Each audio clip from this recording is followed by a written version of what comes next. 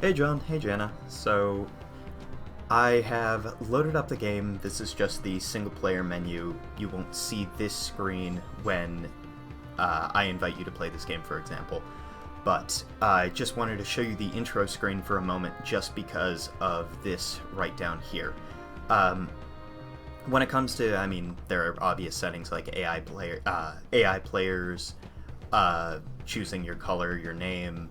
Map type, I think, is only aesthetic, so don't worry about that. Map size determines how physically large the map is, like how many hexes there are. World hostility is something you might want to play around with if you guys are playing individually. So low world hostility will mean like neutral creatures will attack you less, and I think there will be less bad events that happen, because in this game you're fighting against each other but also fighting against an environment, and this determines how aggressively the environment comes after you. I just keep it on medium. If I think this was a free DLC, this Ragnarok function. So Ragnarok, yeah, if if you're just learning the game, don't touch that button. So the reason why I wanted to show you this screen was because there are a bunch of different ways to win in Northgard. So, unlike games like StarCraft that I often compare this to, StarCraft you could only win by blowing up the other person's base. And so that's what this domination victory represents, and I can uncheck every other victory type, but I can't uncheck domination. That's always a path that you can take. By removing all the other clans on the map, you can win. And that's pretty self-explanatory, but I just wanted to state that that's only one of several different kinds of victories. You can actually play this game, actually like Alex does quite a bit, in a not necessarily non-violently, but without a war focus, which actually makes it kind of interesting because it changes the dynamics between clans, because you'll have some really aggressive clans, some not very aggressive clans, some focused making money, some focused on getting tech, some focused on just having a really aggressive military. So having all these different possible routes for victory can really change up the interaction between you and the other clans. So the when I advance beyond this page, it allows me to select a bunch of different clans. Admittedly, I have not purchased Clan of the Dragon. I haven't particularly found a, strong motivating factor to get them. I had gotten Clan of the Snake, they're pretty cool. I really like Clan of the Horse, they match my playstyle quite a bit. But there is a lot to look at when you're going through all of these.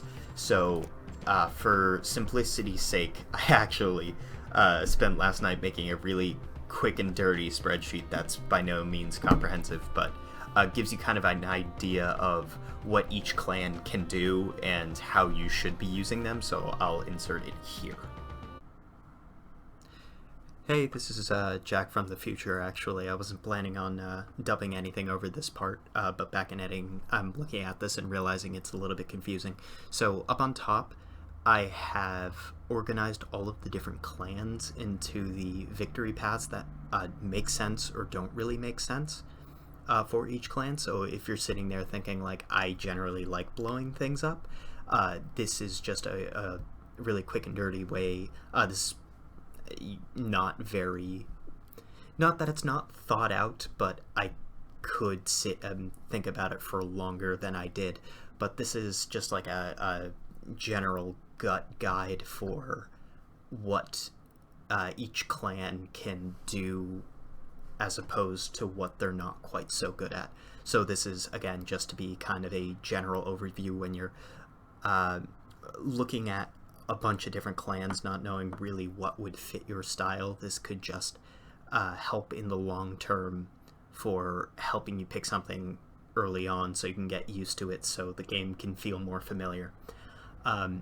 As just a good starter clan to pick Clan of the Stag, as you see, they don't really have any any bad matchups, and I would consider them pretty easy to play.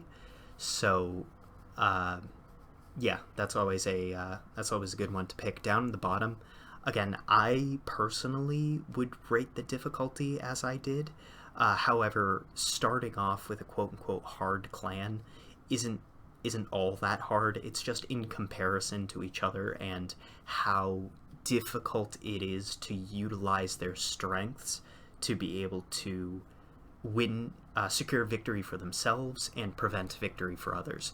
So, for example, Clan of the Snake is actually pretty good. You can get a lot of different bonuses out of Clan of the Snake, or Clan of the Boar especially. Clan of the Boar, they do what they do very well. Like, they can get a ton of lore very well, but they also are crippled in other certain regards. So, starting off with the quote-unquote easier clans are just... I labeled them as such because it's easier to work with their advantages without being tied down in any other sort of way. However, the playstyle, again, I'm just really glossing over a lot of what they do, but this is to get the, general flavor of what each of the clans are like, so, yeah. Okay, so immediately we want to build some things. So there is a hotkey for this build button here, so you don't have to keep hitting it every single time. It's just B. Oops. So I'm just going to plop down one of each kind of building. So this is a house. These houses provide shelter and more clan members. You can only have a certain cap of a population at any given time. So right now we have 4 little friends hanging out. But as time goes on, I will keep producing villagers, and so I will keep needing to build houses to keep increasing this cap. You don't need to go crazy, this is way more of a gap than I need to be concerned about for a while, so I'm not going to consider building another house for another little while. Population growth is dictated by happiness, and so there's a number of different things that can affect happiness. Just know that 0 or a positive value of happiness will let you produce villagers. Any negative amount of happiness will prevent you from producing more villagers. So this area over here is going to be your primary, guiding factor through a lot of the games. So right now this is telling me I have a building with no workers, which isn't good, because if I'm building buildings and not planning on using them, that's a problem. So as you just saw, the way to assign somebody to a building is literally just grab a person and right-click them on a building. Each building can typically support only 2 people at a time, and a really broad overview of how many people are working all of your buildings and how many buildings you have in a hex can be seen down here. So I have 1 woodworker. It doesn't actually give you the statistics on scouting camp. That's what this is. So the reason why the world is black around me is because I haven't done any scouting yet, so that's what I got Northgard here for. This is actually a very nice province. So this has some deer that I can hunt, it's got stone that I can mine, and it's got this shipwreck, which will give me money and wood. So that's actually a pretty good place to consider colonizing. At the beginning, you probably don't need more than 1 scout and 1 woodcutter. It's, you need kind of a higher population to start manipulating anything, beyond that. So right now, I'm just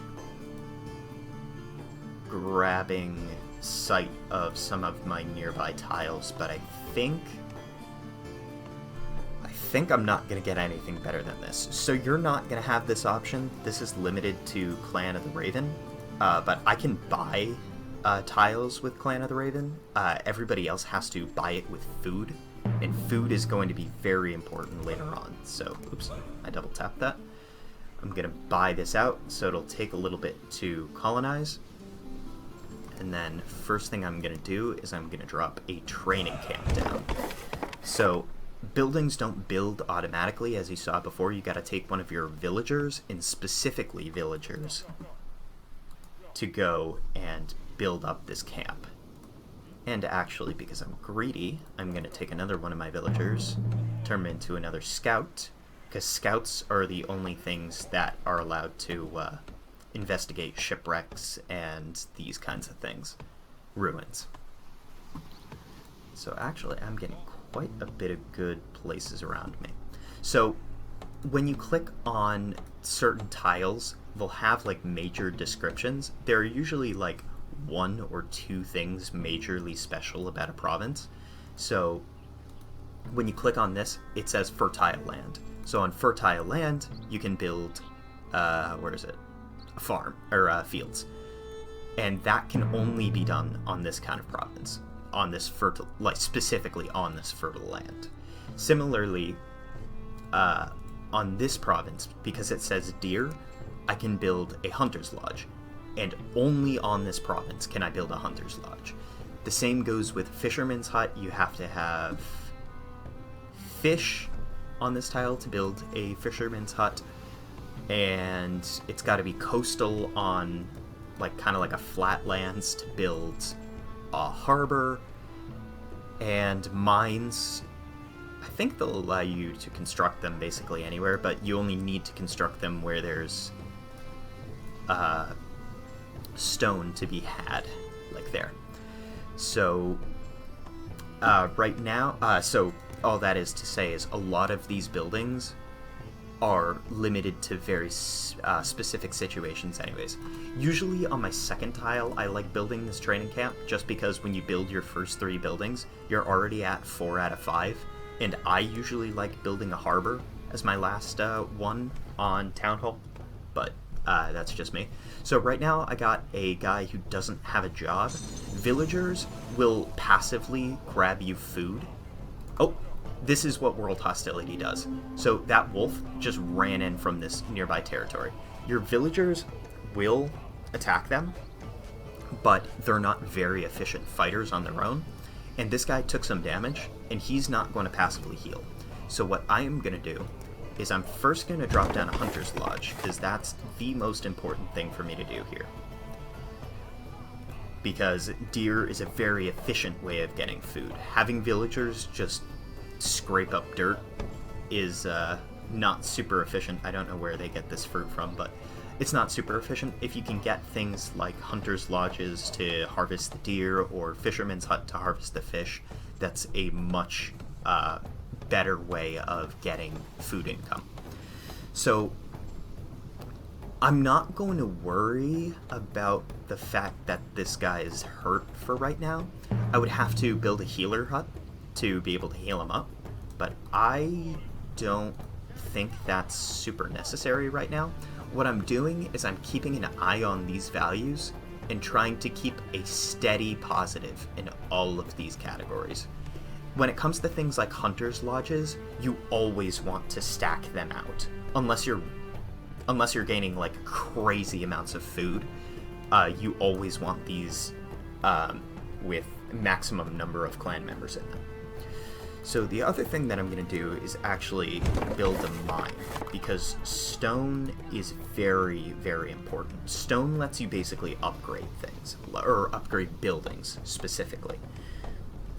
So our scouts are just passively exploring the land around us, so you don't actually have to give them orders, but you can if you want. You can tell them, oh, I want to go... I mean, I don't really want to interrupt them while they're doing their thing, but you can tell them to go explore specific areas at any given point in time. So, once this quarry is done, I'm going to, again, assign this villager, since she's already over here, to the quarry, and she will just begin passively mining this stone. This particle effect that you're seeing on the screen is because time is passing, and we're approaching winter. During winter, your consumption of food and firewood, or just wood, ends up, well, actually, your production of food goes down, and your consumption of wood goes up. That does kind of make a difference, but the biggest thing here is that you prepare for winter, because if you have very low stocks and very low increase in these values, once winter hits, you could just start running out, and when you run out of wood, your clan starts freezing to death, and when you run out of food, they start starving to death. So first notification here, indicated by this big green light up here, is that I have enough lore. Lore is passively gained, but you can also get lore from other buildings and types of units. So this is just the tech tree. So up here you have like kind of like civilizational efficiency kind of stuff. So whenever you see this little raven, that's my clan specific. Everybody has clan specific tech tree. Down here is military stuff, and down here is money stuff. So because I'm the money people, I want to get this one. Okay, so but I mean, obviously it'll depend on any specific situation. So this has the notification that I reached my population limit. Generally, I'm better at keeping track of this before it becomes a problem, but I'm only kind of paying attention right now. So it's okay if we're running minor deficits in the winter, because I'm not going to run out before the winter ends. You just don't want to, like, majorly run out. Okay, so I just built a warrior here by assigning a villager to the training camp, but I think I actually might need two, because when you click on this tile, you can see that there are two wolves. So I see one here, but oh, the other one is right over here. So I am a little bit nervous. Usually you can, like, almost do a 1v2, but I don't want to tempt fate here. So I'm just bringing in two warriors to go and kill these guys. And I'm actually going to micro that guy out of the way, just so he doesn't take too much damage. Now, because I don't actually need both of these guys at this time, I'm going to reassign that warrior to this house, or it could have been my town hall, to turn him back into a villager. So now that I killed all of the enemies in this tile, I'm going to colonize it, and I'm going to colonize it with money, because I actually want to hold on to my food for right now. So happiness is suffering a little bit because I have a lot of people that are wounded, which is part of the reason why I want to take this territory. Once this guy is done, I'm going to take him back and explore this ruins. And now I am actually going to build a healer hut, because there isn't really anything special about this tile aside from this ruins. I'm going to build some of, like, the miscellaneous buildings on this tile. It would be nice having... Ooh. My clan really likes harbors, and this is all good harbor land. That's good to know. I'm actually going to take this time to build a defensive tower. This is just a static structure that will help you ward off enemies. So you are going to become a healer, and healer will passively start healing people. So I got my warrior in here, so I'm not super concerned. Every single time you have an enemy in a nearby province, there's a chance for that to happen. So once I kill this wolf, no more wolves will come from here. There are no enemies in here, so no enemies are going to come from there. There is a wolf den, so actually, even if I kill this wolf, until I colonize it, more wolves will spawn. But in a place like this, no wolves will spawn, because there isn't a wolf den. However, down here is Draugr tombs. So Draugr are like wolves. They'll sally into your territory like wolves, but the key difference here is that they're stronger and scarier. And so this defensive tower will help me ward off a Draugr if it, walks into my territory, until I have enough of a military to be able to actually kill these guys. So, what else do I want to do here? My food isn't doing great, so I think the next thing that I'm going to prioritize is killing this guy. So in those ruins, I got some sweet lore and sweet cash, both of which I really enjoy. Okay, so right now I am going to do something that seems kind of stupid. I'm going to take one of my other sources of food and assign them to the woodcutters, because I want more wood per tick. It's okay that I'm running a minor deficit here for right now, because I plan to get this fish in just a couple of seconds, and I have plenty of money to colonize it. So, I know I just moved that warrior over there. I'm going to move him back up here. I'm going to deal with this wolf because I want this territory, because aside from the fish, it also has this lore stone, or rune stone. And if you assign a villager to the rune stone, you can get more lore per tick. I also just need more space to actually increase my population, because 11 is definitely not enough. You end up idling somewhere around like 50-ish. Who are you and why are you attacking? Okay, he's got to get out of there. So, fun fact, enemies can't advance beyond one hostile territory. So basically, the second I moved my civilian into this territory, the wolf couldn't go after it. And the civilian will not perform its job. Like, if I put the healer into a territory where there isn't a healer hut, he won't do his job, and you'll see the notification. So right now I have 2 buildings without any workers, so that's bad. I am going to actually want to take one of my villagers before I do anything else and build a house, because I need to keep the population ticking up. If it was me playing, I would have taken care of this a long time ago, but I'm not paying attention all too well. I actually probably should have built the house over here, but that's fine, because again, there isn't anything special about this tile, so it's better to build generic buildings over there. I can do things with this tile over here, so I should have reconsidered about putting the house over there. I just wasn't paying attention. So this is a potential world event. So Draugr will spawn from this portal, and you can't really see this portal, it's easier to see on the map, but there's a portal right there, so once the time advances to this marker, 1 Draugr will spawn at this portal, so I just need to be ready to defend that. So I'm going to have one of my guys over here. I actually should consider upgrading this, because I definitely have enough stone. So, actually, that reminds me, I should get some iron. Get some iron. I have healthy food stocked up, so I'm not really too concerned about taking all of my villagers to do other things, especially now that I actually have population cap to grow. Where are you? Oh, you're over there. I'm going to reassign you to this, because lore is a beautiful thing. And I am going to want to get some sailors going.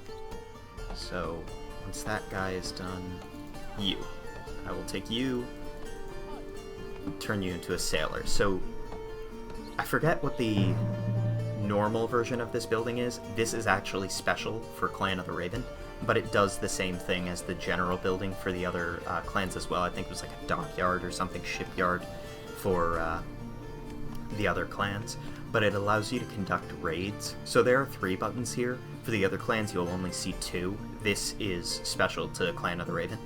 So when you hit raid, you'll passively get money increase, and you'll passively get an increase in either lore or fame. I haven't talked about fame yet, but fame... Oh, Clan of the Snake.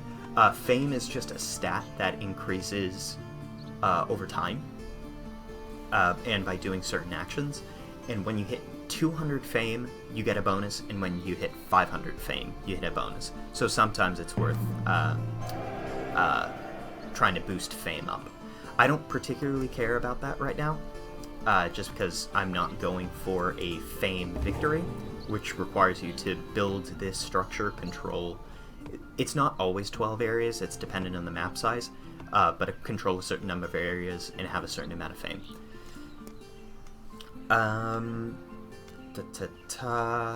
What do I want next? I think I want...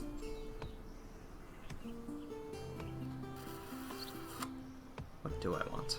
I want sharp axes. I want to start going through all of those. Did my other scout die? I don't know what happened to my other scout. So, this, as you can see, because the geometry is a lower area, so I physically can't access that right now. Yeah, your scouts will occasionally get hurt when exploring new areas, so just keep an eye on that. If your scout dies, it's not super big of a deal, but yeah, just be mindful of that. So I'm actually also going to colonize this area. Who is still hurt? Okay, just a random villager and some of that. So I am going to start building these more specific buildings, because when you have a bonus like fish, you really want to take advantage of the fish. So, weirdly enough, I don't think bears... Yeah, bears don't actually sally into your territory, so you don't need to worry about anything like that. I'm actually not super concerned about colonizing these areas, because I more want to grab these areas that might be contested with red, as opposed to these guys, which only I would be able to colonize when I have the time. Okay, so I just realized the Draugr are about to spawn, so I'm going to grab another villager, turn him into a warrior just for now, and send him over to help with the Draugr. With the healer and the miner helping, it should be enough, but sometimes it can be sketchy. Yeah, Draugr aren't a joke. You gotta take them seriously. Okay, and I'll take my damaged warrior and turn him into a fisher, and this villager that I have hanging over here is also going to be a fisher.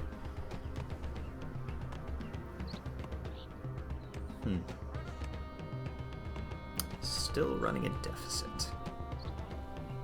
Oh, okay, so I ran out of stone here. Each of these stone and iron nodes only have a certain amount in them.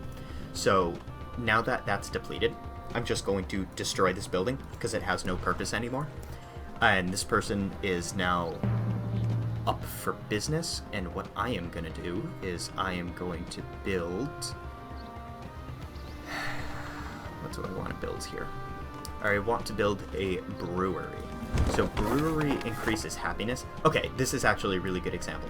So because this miner is a miner and not a villager, it will not passively build that building. So I'm going to turn them back into a villager and then assign them to build this building. Brewers, when this is completed, will cost a certain amount of money. Certain buildings cost upkeep, so you gotta be sure about increasing your money as time goes on. But for a little bit of cash for this building upkeep, you can assign villagers to work here, which will increase your happiness. And as your population increases, the happiness expectation will increase as well. So by default, your healers will run out of things to do once everybody is fully healed. Excuse me, fully healed. So I am again going to turn them back into a villager and then assign them to work on this. So villagers will only gather food in lands that have a house, a farm, a silo, or a town hall. I do like rangers. And I don't think they take damage anymore when I do that. I gotta consider upgrading my town hall. Because without upgrading your town hall first, you can't upgrade anything else, and that costs stone, money, and wood. I'm obviously doing fine on the money front. I actually probably want to do something about my wood. But yeah, otherwise we're looking pretty okay. A lot of the times it's alright to have buildings with only one member in it rather than two. So I just built this, so I might as well make use out of it. So I increased my citizen cap by plopping another house right there, and I just built a brewery and set a citizen to work it, so now I have positive happiness again. Once you hit 3 or more, there's like a second tier of how quickly villagers spawn, but I don't need to pop out a ton of villagers all that fast. So this 0 right here is because Snake Clan doesn't have any fame. The Clan of Snake literally doesn't have a fame mechanic. So otherwise you would see clans fame, which is kind of important for you to keep track of, because once they hit their certain bonuses, it can be a very big deal. So keeping track of who hit those 200 and 500 markers is important. The way that you can easily keep track of victory is by... Is there not a map objective on this one? Oh my god. Okay, so the big world event thing that happened is this little icon with the star, and this one just acts like a really good runestone. Typically, instead of this, you would have something that you can actually interact with, and that interaction itself would be a victory path. But since this just provides a ton of lore, it just assists you in doing a lore victory. That is not good. Okay, I actually do want to start competing with that, because I was planning on doing a trade victory, and the fact that the Snake Clan is already on their way is concerning me. So again, this ran out, so I don't need this mine anymore, so I'm going to blow that up. And reassign you to be a villager, and the best thing about blowing your depleted mines up is that you can then free up space for another building, which is something that I probably want to do. So I am first going to make use of this tile over here, because higher food consumption will allow me to start trading that off, and I'll show you how to do that. So first thing first, this will be called, I think, trade for all the other clans. Again, sorry, this is kind of weirdly specific to Raven Clan. This will be called trade for basically all other clans, and you need to do that before you can trade any resources. And trading resources requires a certain building. But you don't need to think about trade until you're like rocking a major surplus of something. So actually, because I am running a surplus of food even before that farm, I'm going to send another person into the harbor so I can grab more cash. Which is good, because now I hit 6 money, and that will allow me to start a great trade route. So this is because I am able to do this specifically because I built the lighthouse. And this is how you actually win a trade victory. So you start doing a great trade route, which will just sap up your money, and that will passively increase this commercial influence over time, and once that hits 2,000, you win. So that's one example of a non-aggressive way to win. I would very much like recruitment, because population is a good thing. So tech will also increase your fame, and that's one of the objectives that I just hit, the 200 fame. So this gives me 3 free, this is specific to Raven Clan, that I get 3 free villagers, 3 max pop, and 1 happiness. Although actually the increase in population, what did I say about that Draugar attack? The increase in population actually increased the happiness expectation higher than I would have liked. So I'm actually going to take 1 villager to turn back into a medic, pouch my guy up. I'm going to take another villager to fix this building. Villagers also fix buildings. So I'm actually at the money cap, so I'm going to do something weird. I'm going to pop a feast, which increases production, increases happiness, increases a lot of things. I really should do something about hitting the money cap. Okay, so I should probably look, or sorry, hitting the food cap. So what I'm going to do is I'm going to spend a little bit of iron and a little bit of cash to get myself a war chief. War chiefs are like big, important units. This guy doesn't have a job, so I'm going to send him back to be a villager. And then I'm gonna build a trading post here. By the way, if you're wondering about like where to place all of the buildings, there's probably a strategy for it, but I don't really care. So the only big thing is like when you're dealing with coastal tiles, I mean generally, obviously I'm not, but like generally keep the coastline free in case you want to build a harbor, because if you can't fit the harbor on the territory anymore because of the way you stack buildings, I have just villagers walking around like an idiot when they could be glorious farmers. Just keep the coastline free, just in case you want to build a harbor, because that's one of the few buildings that are like space limited. And yeah, generally otherwise, where you drop down buildings doesn't specifically matter. I am going to actually assign both of these villagers to this, which will allow me to start trading food, because I have a ton of food. This, I think, is because I built the lighthouse. You don't normally get this option to trade with the homeland, but this is going to make me a lot of money, so I'm going to do that. And that way my food production has decreased, because I don't need that much food, and everything else is increased. So I'm going to send in both my units to start clearing this out, and so I can colonize it again. Again, I'm not... This would be nice. I am not super concerned about colonizing those initially, just because I have access to them whenever I want. So this red here means that I hit the money cap, or the food cap. Sorry that I keep saying money. The way that you can increase it, which is what I'm going to do right now, is building a silo.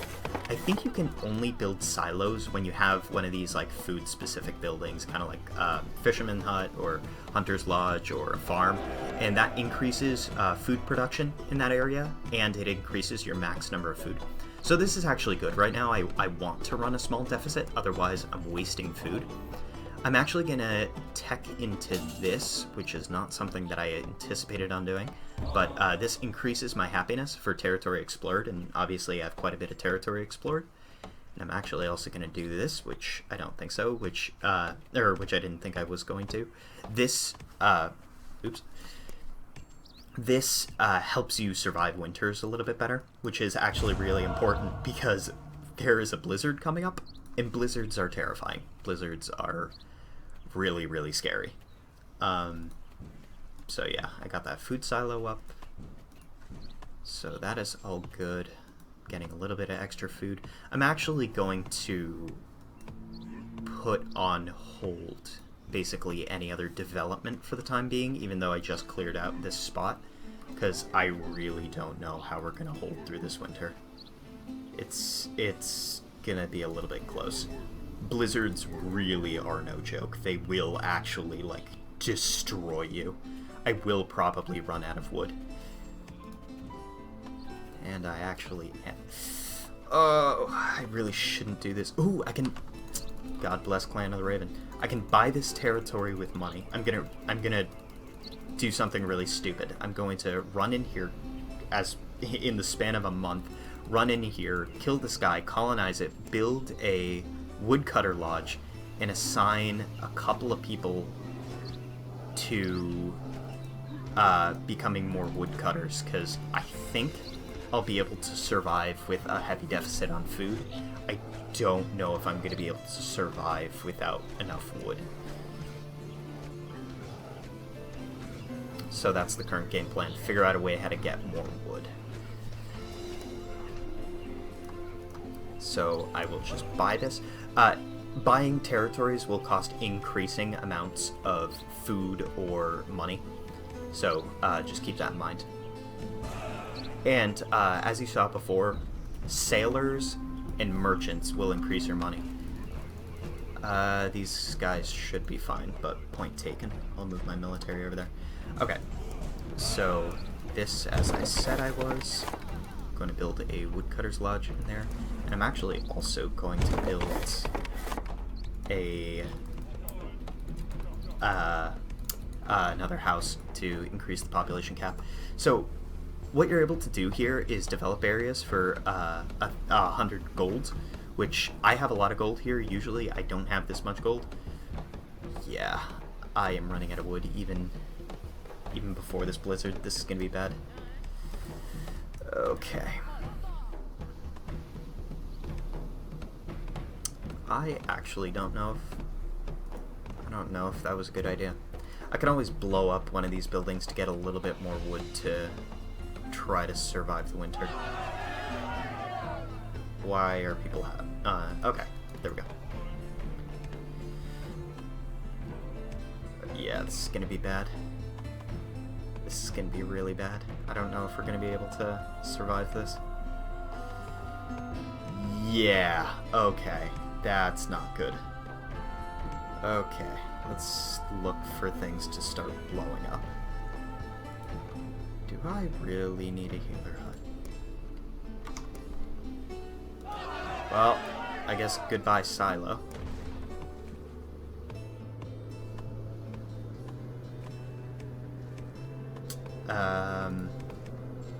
Goodbye training camp, I guess. I just want to delay people from freezing for just enough time.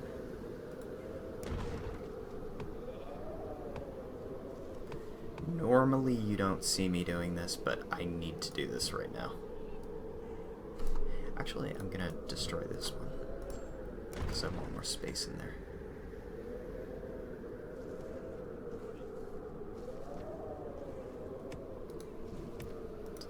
Blow up my scout camp for right now. You just go to being a villager for the time being. Goodbye, defense tower.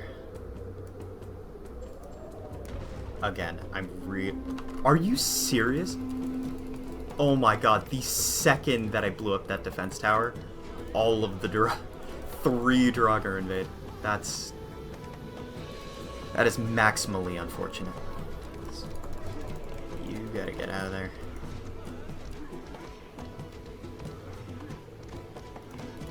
You gotta get out of there.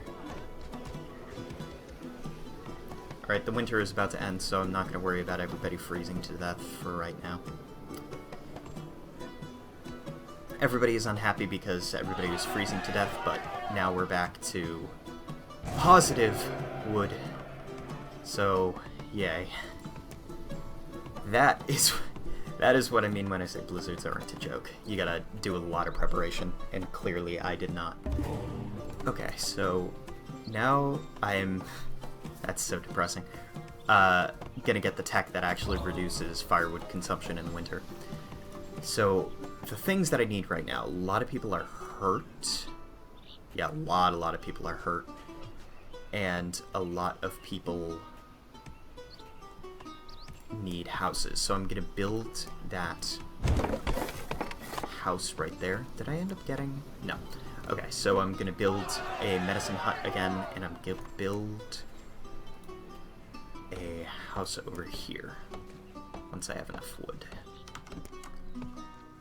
The biggest thing is that I didn't have everybody freeze to death, because you will rapidly start dropping in population, and that is way worse than sacrificing some buildings.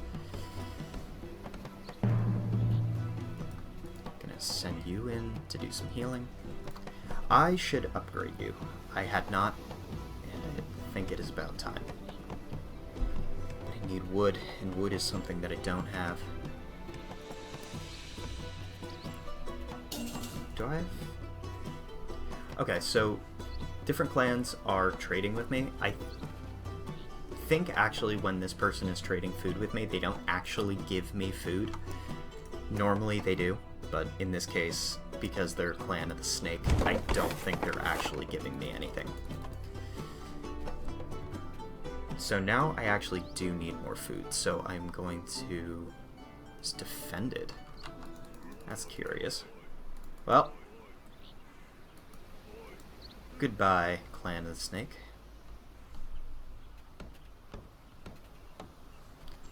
This is what the Snake Clan does. They, like, get up in your business start being annoying. I really don't like the Snake Clan. Okay, so this is kind of like well, this obviously is military experience. When you kill things, you get a certain amount of experience when it comes to making your military better. Because I am going for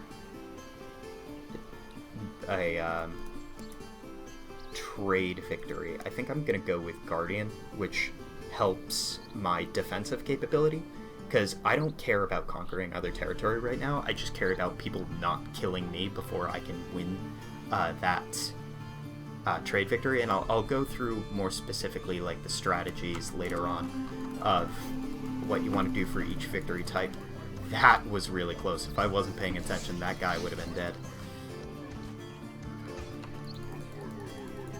Alright. So I'm going to go with Guardian. And again, I'll talk about the other victory types at the very end. Now that I actually have a healthy number of woodcutters, I'm going to go in here. I'm also going to upgrade you.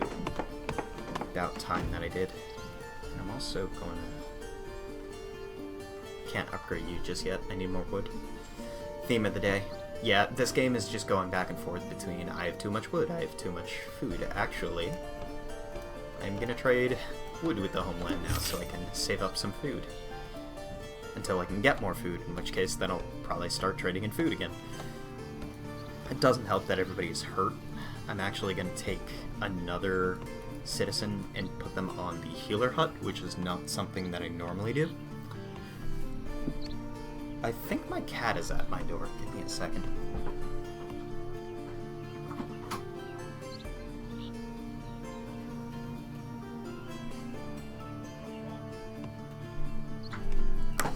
He's a good cat. Okay, so now I have 2 healers going because I have a ton of people wounded. Who doesn't have a job? Oh. That's problematic. Okay, so currently my scout is trapped in enemy territory and he literally can't get out. So because I destroyed my scouting hut before, I'm going to give him that hut again, and then I'm going to upgrade it, and that way my scout can go through enemy territory. Because I do actually want the rest of this map uncovered, as you will see in a little bit. Other clans, it doesn't matter so much if you have everything unlocked, but definitely for the Raven clan it does. What else do I want to do? I have another building. Ooh, I don't have another building spot in there. I'm actually going to develop this just because even if, like, there's no possible way to attack this, so it's really safe to have buildings up in here. So I'm going to build my regimental camp again. So you can also only have a certain number of military units. So right now I can have 0 military units, technically, aside from your war leader. And that is... Sorry, let me get villagers on this farm so I'm not a total dingus. You can only have a certain number of military units based upon how many military buildings that you have.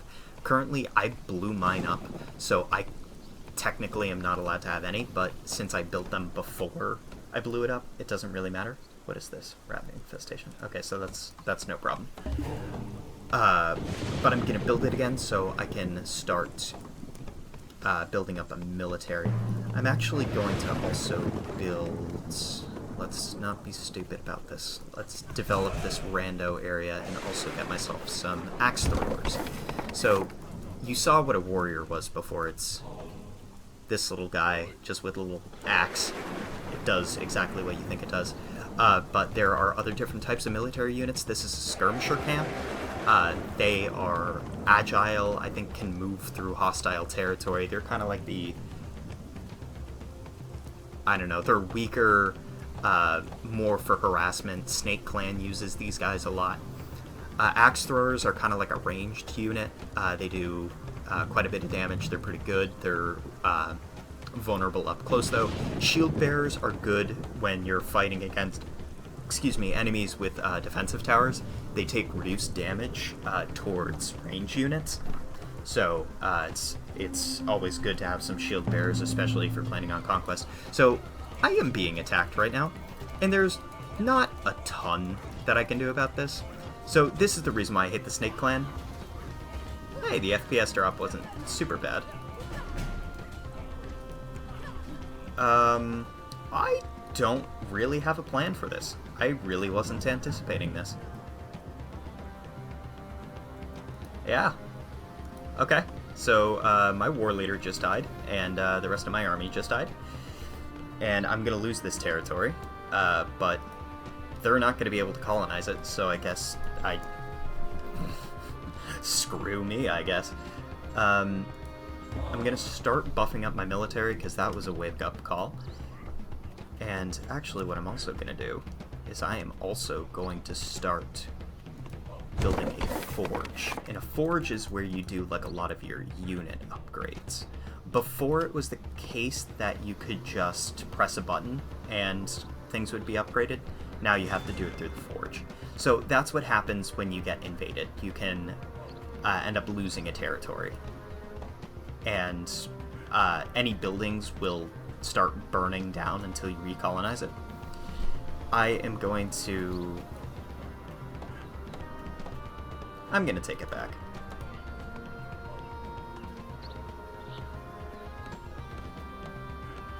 Actually, also going to upgrade this. I'm going to build up a military just so...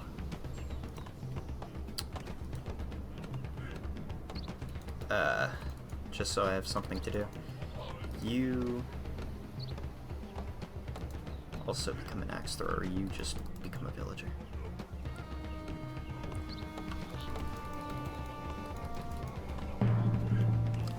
Okay, that is a wake-up call, though. I do need to have... Man, I just can't catch a break right now. Oh, and there was a rat infestation. Okay, that sapped out some of my food production. Or total amount of food.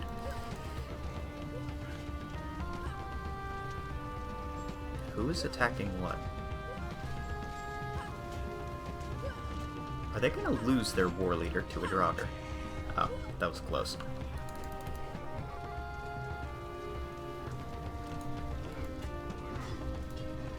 Goodbye, friend. Gonna recolonize this. Gonna get one villager. Sending in another skirmisher. Villagers can't leave your territory, so I just put them on the edge to recolonize over there. Are people out of something? People are almost out of food, but I mean, when aren't they? I'm going to take one of you guys, actually take both of you guys, try to fix that for now. Yeah, there we go. Now I'm running out of wood again, but once I have a farm, it should be a little bit better. Farms are more effective in summer. Oh no. Some of my clan members just starved to death. That's not a good thing. Ah, crap. I meant to build a mine here. Okay, so I'm going to develop that area, then build a mine.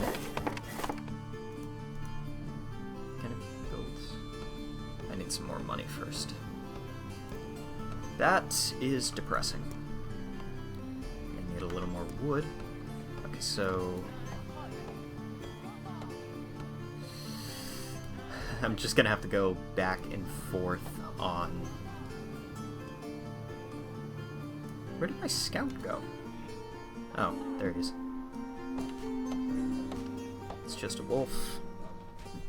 Not too big of a deal.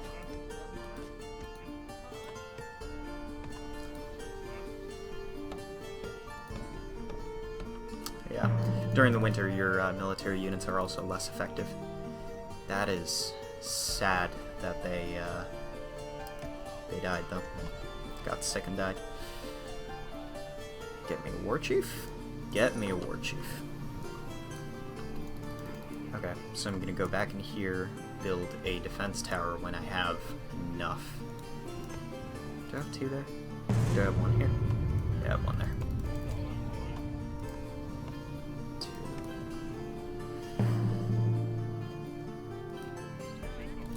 to start collecting from that mine. I do want to start building maybe a relic, but I don't have enough iron. There's iron here. That is not a terrible idea. Although my lesson was learned, I'm probably only going to grab these 3 territories, because this one I don't think I'm going to be able to defend. We'll start with this one, though. Alright, everybody's here. They're just wolves. Wolves aren't too big of a deal. I will also get sheep, which are great, because you can kill the sheep for extra food, or you can put them in territories to... I did not think about this. I cannot afford to colonize. We're still keeping ahead on trade victory, which is pretty spicy, and like I said at the end, I will explain more in depth kind of all the different strategies one should be using to achieve every victory type. I have an extra building slot there. Do I want to do anything? Why not you? This is going to be a mistake. What is this? Earthquake. Okay, earthquakes are pretty easy to compensate for. How much money do I need? Am I trading wood with the homeland? Yeah. Yeah, no matter what, I really want to keep this going. If I can afford... If I have a higher income, I can afford bigger trade routes, but right now I cannot. Try to get that focused on my war leader, because my war leader can take it. I shouldn't be daft. I should just build something here. Another tech. To compensate for that, I'm also going to get defensive strategy, and normally I go for balders because happiness is just passive happiness is great, but I actually need iron because I am going to be extra cheeky once I have, I think, the money for it, and get Naglfar, which lets me raid. Once I hit 500 fame, I'll be able to raid. And that will be a happy day indeed. Food is starting to worry me. Food is really starting to worry me. I should consider upgrading one of these.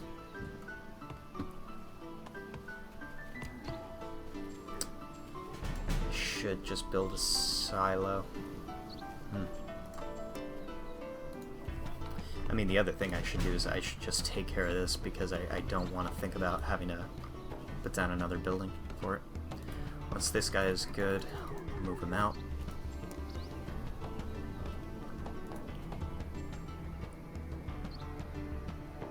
I won't upgrade you for now. I'll actually leave you guys here.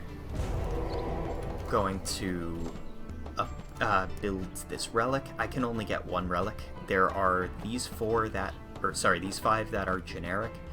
This is good for a generic lore victory, good for generic trade victory. This is good if you just have a ton of food, I guess. This is good for defense if you're concerned. And this is good for offense, but I'm gonna get my clan specific one, and this will only be built when I assign somebody to work the forge. Otherwise, it'll just sit there. Also, the thing about this, it's a forest tile, so it produces extra wood, so obviously you're probably going to want a woodcutter's lodge in there. What do I want to upgrade? Because I have some stone, and I want to upgrade things. I'm actually going to take one of you guys, assign you back to that. What I might do is I might just blow this up. Why did I just hear the feasting sound? I don't know. Okay, so you are also going to be for lore, because I like tech. Tech is amazing. You don't have a job. You also do that for right now. What I think I'm going to do is I'm going to upgrade you gonna take the other woodcutter, assign him to this building instead, because when you upgrade a building, they get one extra civilian slot. So I'm gonna transfer this woodcutter over to this building. Then I'm gonna blow this up, because I am fine on wood. And don't need to do that. I'll keep the extra building slot here for right now. I don't know what I'm gonna do with it. Yeah, don't know what I'm gonna do with it. Okay. So this is kind of problematic. I didn't want them here, but I don't. Okay, there's the earthquake. So the way to deal with it is just to assign villagers to repair all of the buildings, which they will dutifully do.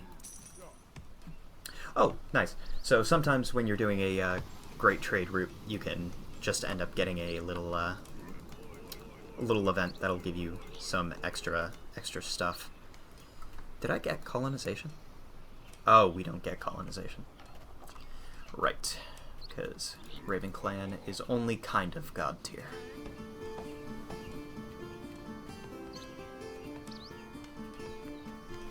I think I'm gonna make the unwise decision to try to go for this anyways. Even though winter is approaching, and this is only kind of defensible. Actually, that being said, I will upgrade you now that I'm bordering. Jesus. Okay, I got 3 portals down there and 1 portal up here. What to do? I'm also gonna need another brewery, so maybe that's what I slap down here for right now. Yeah, now's as good a time as ever. Take it. Alright, I had enough food to do it. This will also actually increase my happiness for now. It's another territory to put a house in as well. And breaking down the wolf den gave me some extra fame and gave me some extra stone, so that's always a lovely thing. Actually, to that effect, I might start increasing my farms when I have enough. Alright. You start doing that.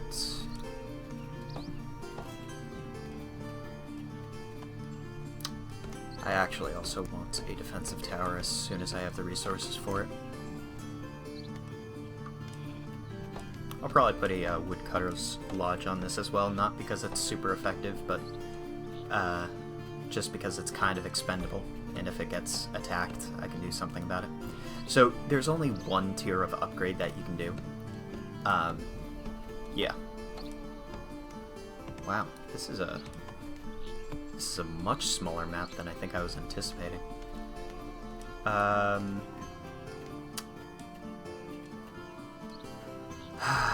I guess we'll survive the winter and then figure out what we want to do about the Draugr. Where do I have a ton of people? Do I just have a lot of guys hanging around somewhere? I mean, here, I guess.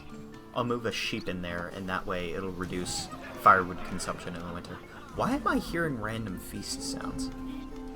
Do I hear it for other... I don't know if I hear it for other groups as well. E is the short command to getting to your military units. Right now I'm making the civilians take the brunt of it, but... Alright, I gotta get another random civilian, get back in healing. You don't have a job anymore, so you come back, and you also work on one of these.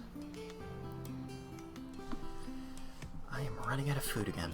That is not good. Well, I guess we know the job for the other sheep. Goodbye. Pop. Okay, running out of wood a little bit, but I can always stop trade. Food is a concern as always. I think I'll want to upgrade one of the some of these farms and then buff up my farmers.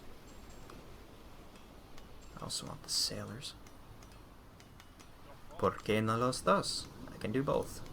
Farmer and sailor. So I'm just queuing up a bunch of stuff for this guy to work on. The relics take a long time, but they're worth it. Get some extra tech, and I would like...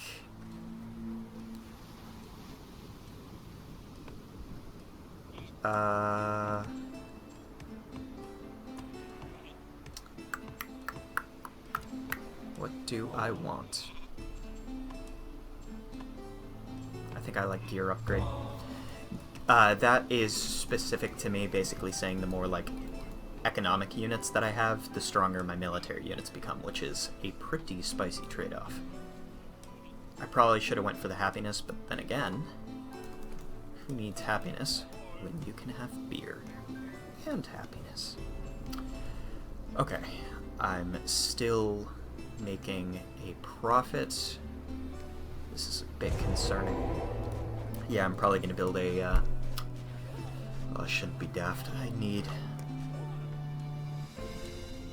to do a lot of things. Actually, what I think I'm going to do... okay, never mind. I gotta wait until the end of the winter, then I gotta conscript a bunch of people really fast. Why is that so high? Did I build a shield bearers camp or something?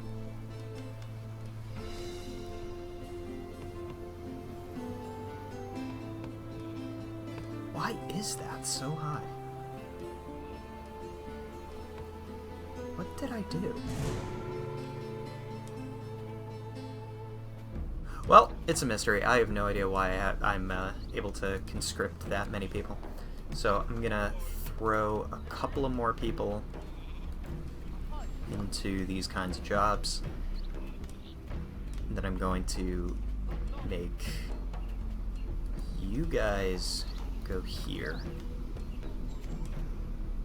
And then you guys go here. Right-clicking them on this panel will select all of that type. And this is just until that ends. Because I'm going to need a bunch of people to get back on food as soon as possible. You build this. Yeah, this is going to hurt. I actually probably should take my military while I have it and deal with this. I'll have enough to colonize it. Just because I really don't want to think about that anymore. Well, goodbye, other sheep. Everybody's starving. 'Twas a bountiful feast.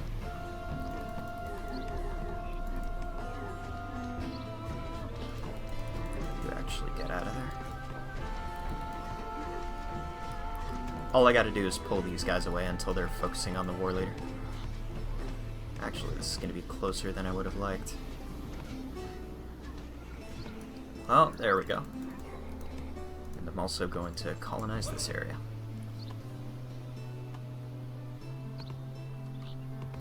Going to make all of you guys turn back into civilians.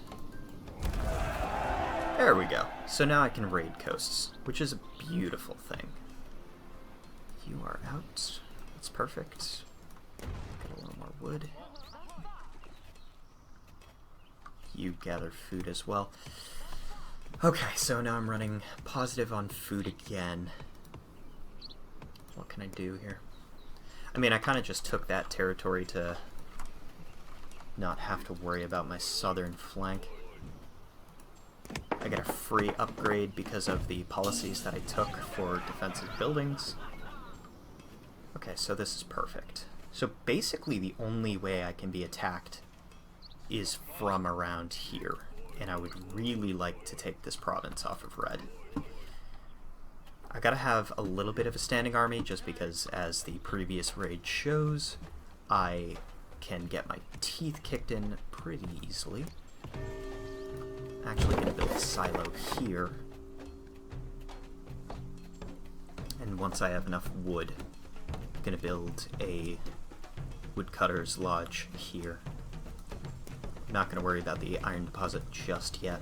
Iron is primarily for unit upgrades. Stone is primarily for building upgrades. Okay.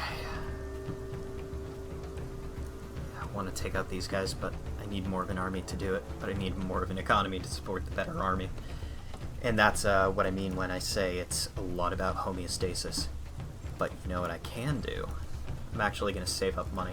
So, because I'm the Raven Clan, actually I'm going to do a demonstration. Yellow. Alright. Oh, and I can actually assign more sailors. So, you know what I said about having food? Let's not have food. Let's have money instead. Alright, when I was talking about raiding, this is what I can do. Or deploying mercenaries, rather. Does anywhere look juicy? Oh no, oh no, oh no, oh no. Okay, so that was the Boar Clan's thing. And in every forest tile, they can spawn angry boar. And that kind of becomes an issue.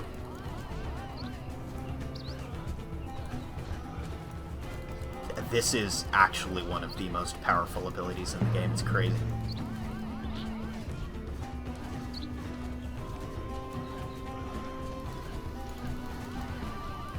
Oh, that was not the button I meant to hit. Okay, well, one of you get on the wood.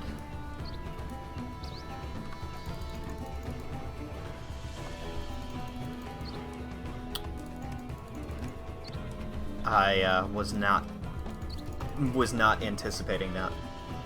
Yeah, that's a really powerful ability. I wonder how everybody else held up. Oh, they had a defensive tower in that one. Yeah, I wonder if I'm hearing other people's feasts. I actually don't even know if the game sound is going to be coming over. Why do I have such a high military cap? I feel like something is not correct. I should only have 5? 5 max? I don't know why I'm getting so many.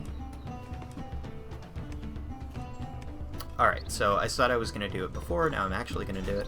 Let's deploy some mercenaries. Well, it looks like a fun place to pillage. I can pillage this village. This would be a fun village to pillage. You also got some food from it. But red is my mortal enemy, so there's a place where I can kill a lot of people, potentially. Right here. It's not a lot of people, but if I can mess them up with their... Oh, Longship Dock is the generic building. So I can just summon units and attack people from behind, which is beautiful, and I love it.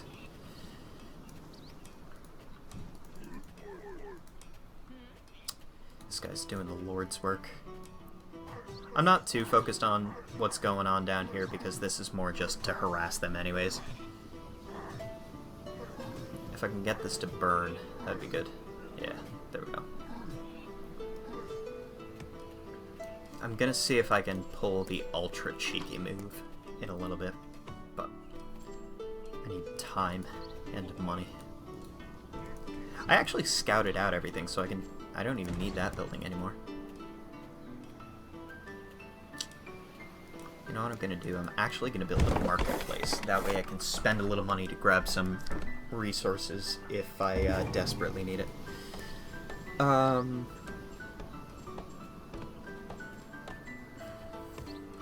do I want here?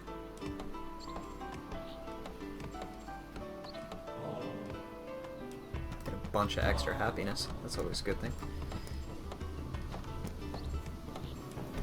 Yeah, I need the extra wood really badly. Oh, sweet mother of God, I think I might die here. I didn't even realize there was a blizzard coming up. Oh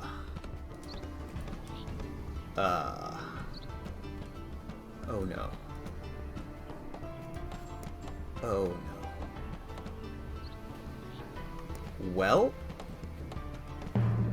let's hope this marketplace is worth its weight in gold.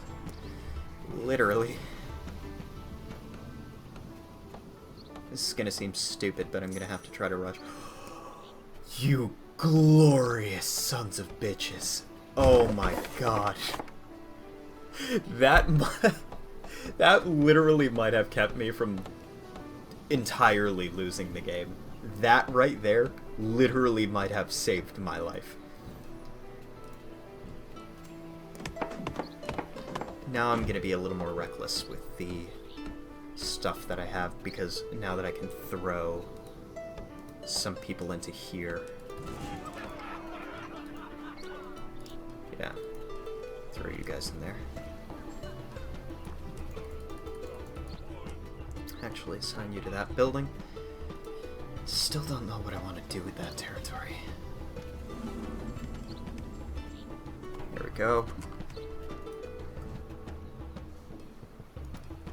Ah, that takes forever. Although, if this works the way I think it's going to work, I might be able to literally just remove red from the map almost instantaneously, which I don't know if you can do this, but if you can, it would be the cheesiest strat that I know of, and it's glorious. I'm actually not going to worry about the population cap for right now, because I need to actually hold on to that wood, because this is... shit is about to hit the fan very fast. And I can get more merchants here for more money, but I need everything that I can first. Priority... Okay, so first priority, once winter is over, I need another house here, and then I need to upgrade both of these guys. I have plenty of stone. Now I just need, yeah. Plenty of stone, just need to upgrade the fields and then get villagers on them. Yeah, that's not good. It's not good at all. But you know what we can do? Let's buy some wood. Let's not destroy that building. I just meant to click away from it. Yeah, that's fine. I don't care about that. You. What's going on? I have my army here. Oh, it's a bold strategy. Attacking in the winter.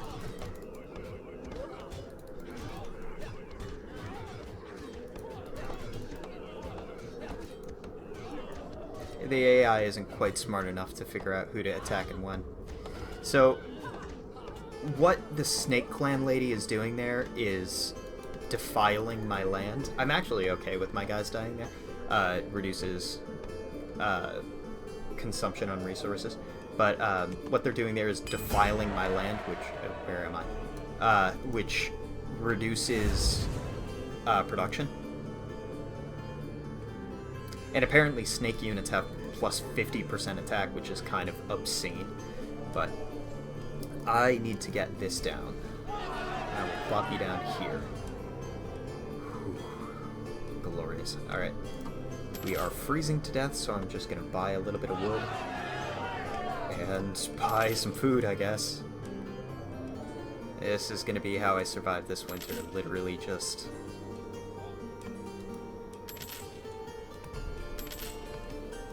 try to avoid technically freezing to death until the winter is over.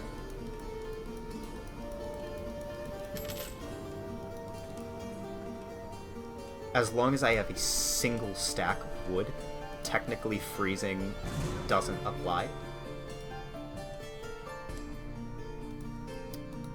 Wow, this is making me freaked out. Alright, I don't have a ton of money. I'm gonna wait until 400, and then if this works the way I think it's gonna work, I might be able to just remove red. We'll see. Alright. Send in the big boys. Send in... Oh, it doesn't quite work the way I thought it did, but good enough for me. This is what I can do. I can send in giants to raid them. And I can send in little boys to attack them here.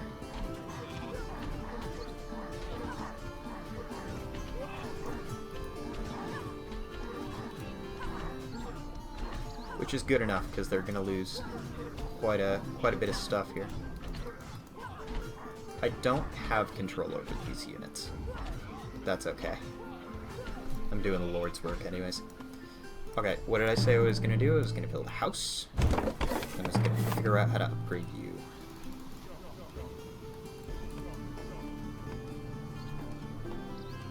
And raiding provides extra food, so now I'm not super worried about the food situation. I should build a silo here, though. Nope, upgrades first. Upgrades first.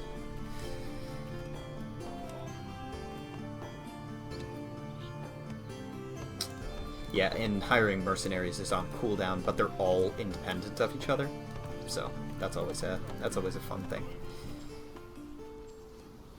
I could get more money. I actually am gonna win here soon because nobody is able to do anything about the fact that I'm making so much cash. Generally, what you have to do is you got to play really aggressive against people going after trade victories. You just gotta like hammer them until they literally can't support an economy anymore. But which I think is kind of what Red is trying to do, but to a varying degree of success. Let's get a couple of axe throwers up in here. I'm not super worried about this, because usually what happens is they come in, they try to attack me, they die, and they leave. Wow, Snake Clan must be losing a ton of people.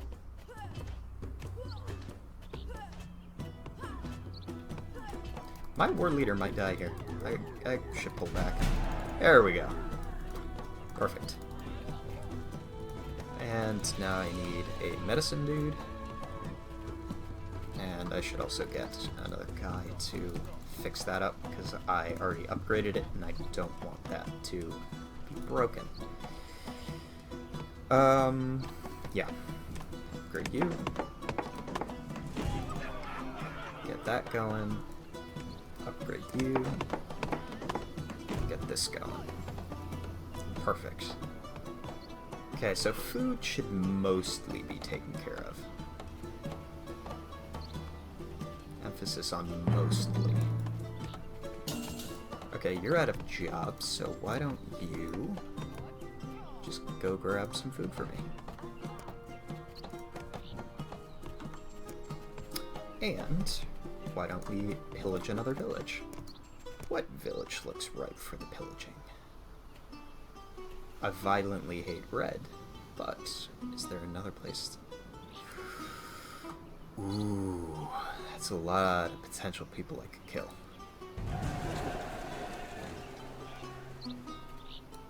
You know what? Actually, to speed up this process, I am going to change my great trade route to the bigger one. And I still have a healthy supply going. I already have 2 people working there? Nice. I don't think I'm actually going to need that one. There isn't... Somehow I'm ahead on the wisdom victory as well. It's actually because of all my sailors. Sailors are super helpful. I should get this next. I'm going to get the next tick in a couple of seconds, so... There we go. Ooh! And free happiness. Beautiful. Okay, so this is about all she wrote. Except Boar Clan might win by fame. How many territories do they have? 1, 2, 3, 4, 5, 6, 7, 8, 9, 10, 11. I think they are one... Oh my god, if the Boar Clan takes one more territory, I think they just win. Actually, they don't quite have enough fame, but it's gonna be closer than I would like to admit. Let's get a little more iron. I would like to upgrade my axe throwers. Let's get another guy on that. I actually could just start conscripting a little bit more of my population. Yeah. By the way, every single time you build a warrior, it costs a certain amount.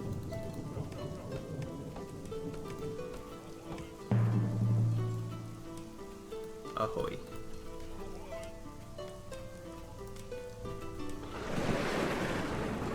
'twas a dark and stormy night. The weather doesn't actually play any effect into anything aside from, what is it called? What is this event? Rat infestation. Okay. I don't have any food anyways. What do you take me for? Somebody with an efficient kingdom? No. Yeah, it's all gonna be good. They can't stop me, so I'm just gonna win out right here. I know this is kind of not the exciting way to win, but, I mean, at least this shows you the basics of, like, what to do. So, yeah. Oh my god! Oh, no, no, no, no, no! Oh, thank Jesus. For a second, I thought that was the one territory they needed before they won. Oh my god, I thought that was gonna be a last-minute loss. Oh god, and this is the map overview at the very end. It's not gonna be super exciting because nobody was taking a whole lot of territories, but it's always fun to kind of see like how other people grew and how they were changing over time. All of the flashing means there was fighting going on. Yeah, what I thought you could do was I thought you could put all of your raiding parties on one tile. So I thought I could send in 2 sets of mercenaries and the giants all on that capital, all on the town hall. Alright, so I said I was going to talk about the different sort of strategies for the victory conditions, and I'll talk a little bit about it, but I mean they're kind of straightforward. You almost... I mean, even though domination is kind of the scariest and everybody's worried about like somebody running through and just like removing everything that they own and love, you don't actually often win by domination because it's easy to like knock out one enemy clan. It's hard to knock out all of them before any one of these other objectives are completed.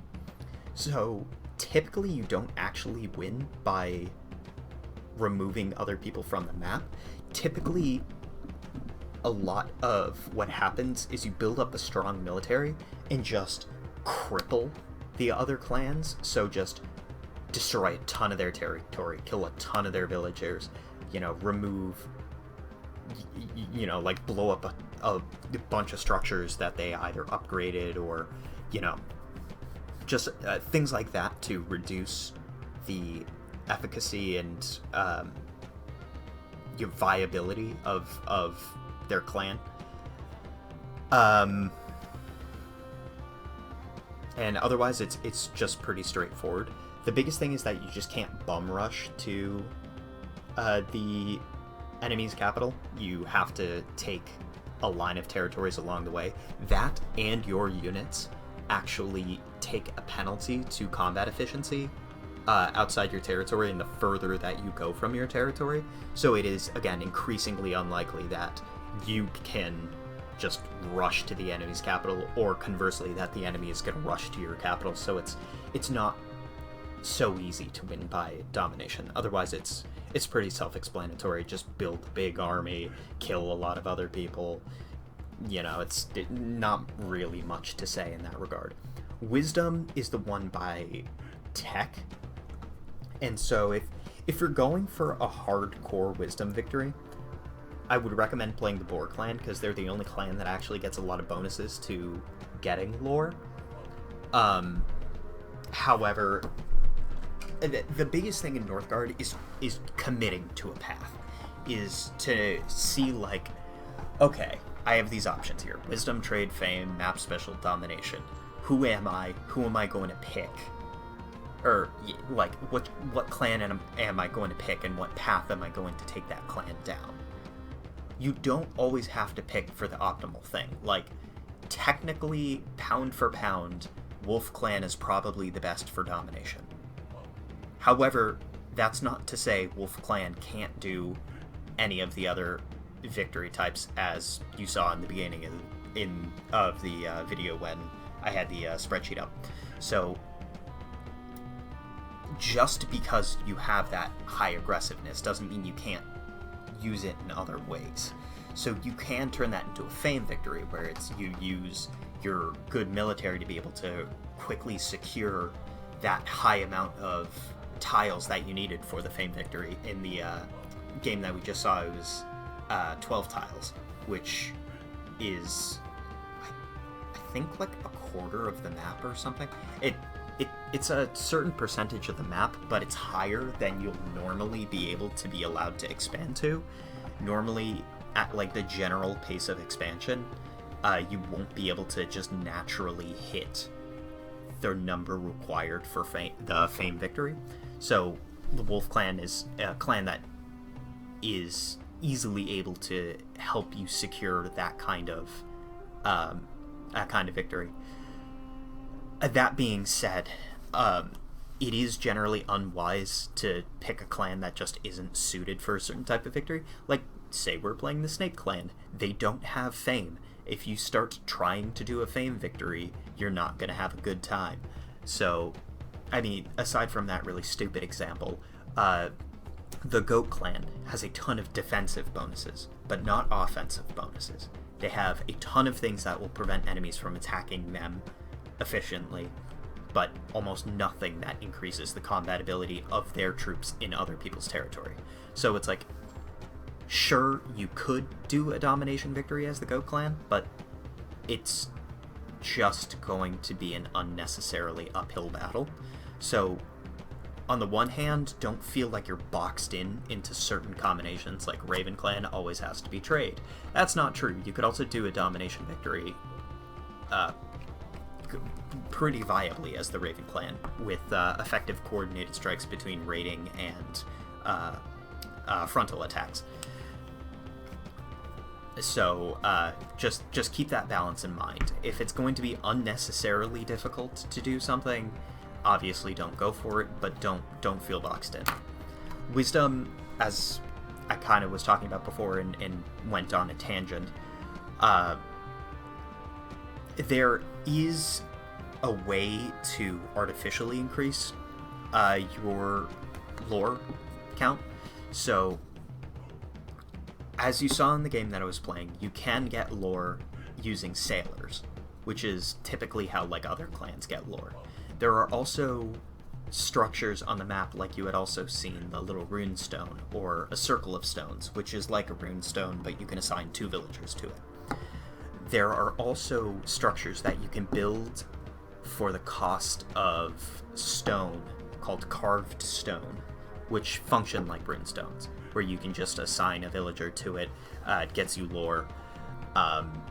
It's pretty self-explanatory.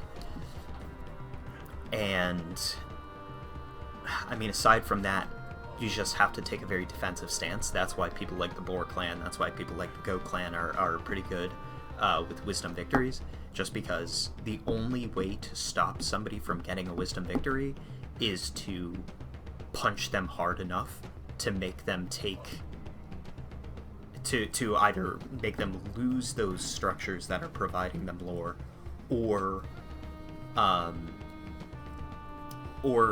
kill enough of their civilians to make them have to pull civilians off of the lore structures. Like, if they're starving to death because you killed all of their farmers, they can't be getting more lore or getting high levels of lore if everybody is being recommissioned to gathering food.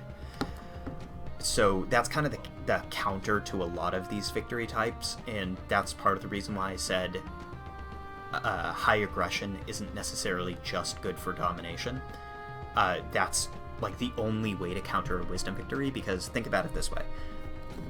If you and a neighboring clan are both going for a wisdom victory, and you both, for example, are capped on building slots, and he's making 10 lore per turn, and you are making 8 lore per turn.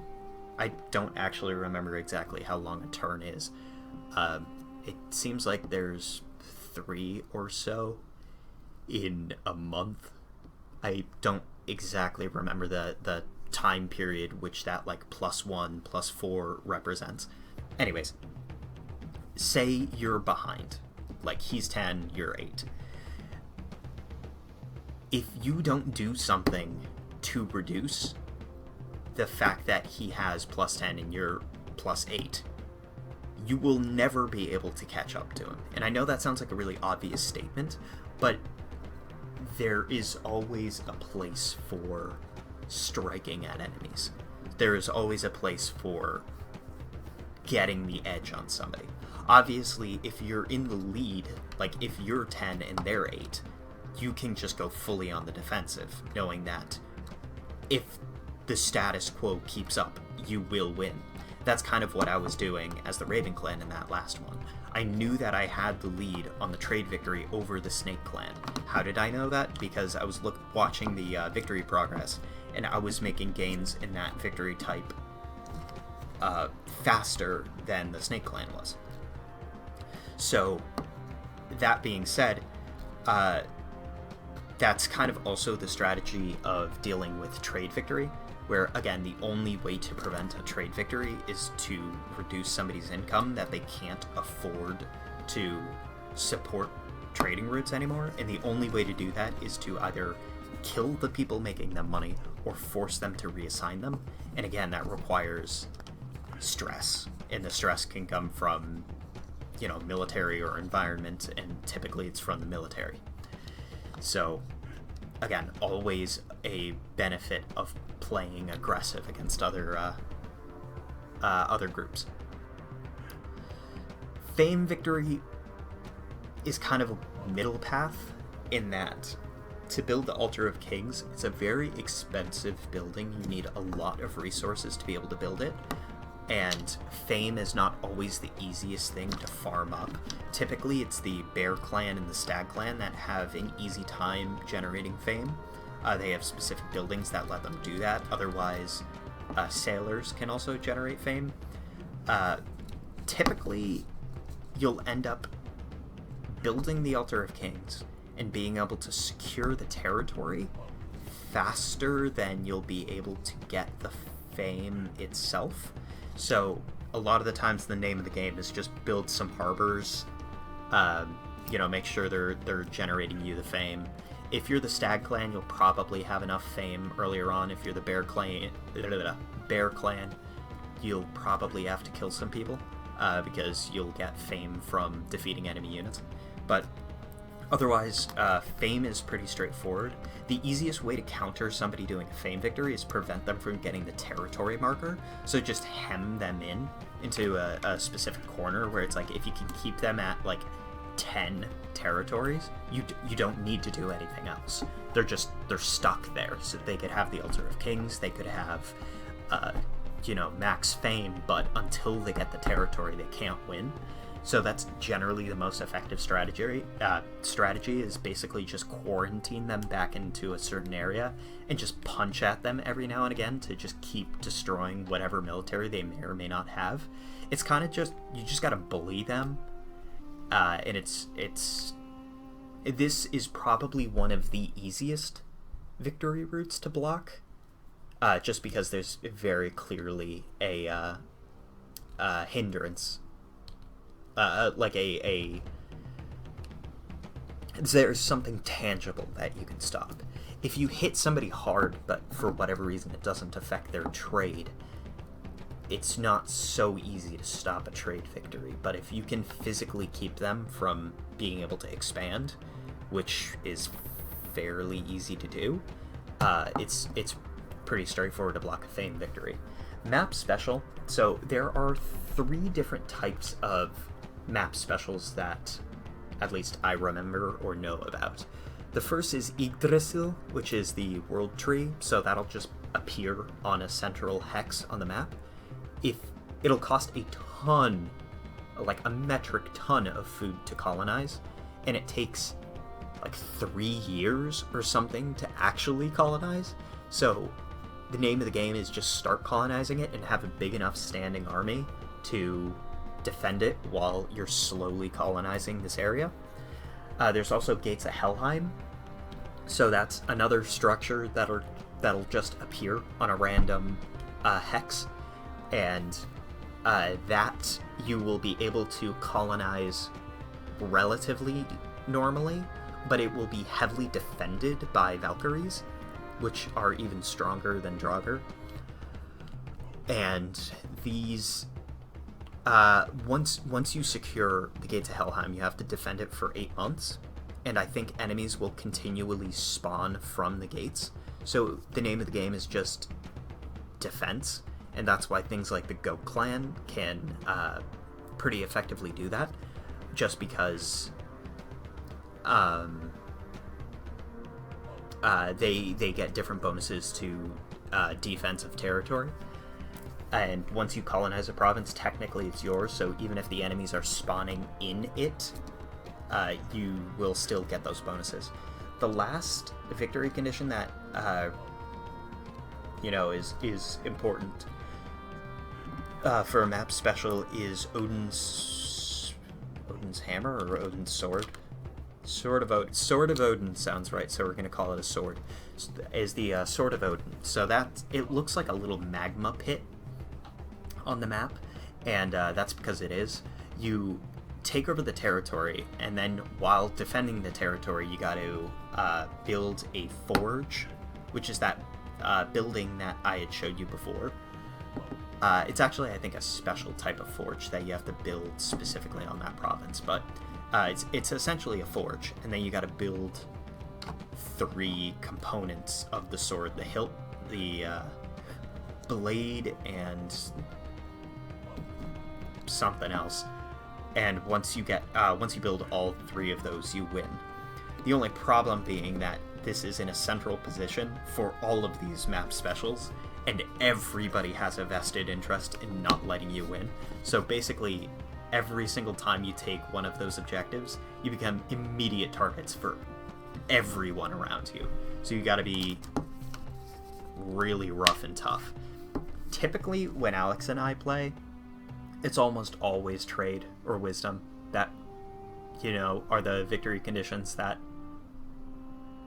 somebody ends up winning by.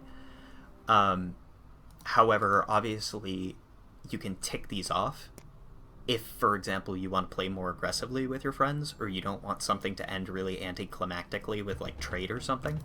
Or if, say, you're playing with a bunch of people who are generally more pacifistic, it can be more interesting to force them into a more aggressive game. But regardless, that's kind of the general idea. You'll pick up everything else as you go along, so I hope this helps. I'm sorry that it's so long. I just had a lot to say and a lot to show, so I might cut it down. I probably won't, because that would just take too much time, and I've already put a lot of time into this, so I hope this helps, and I'd be glad to explain anything else if the need arises.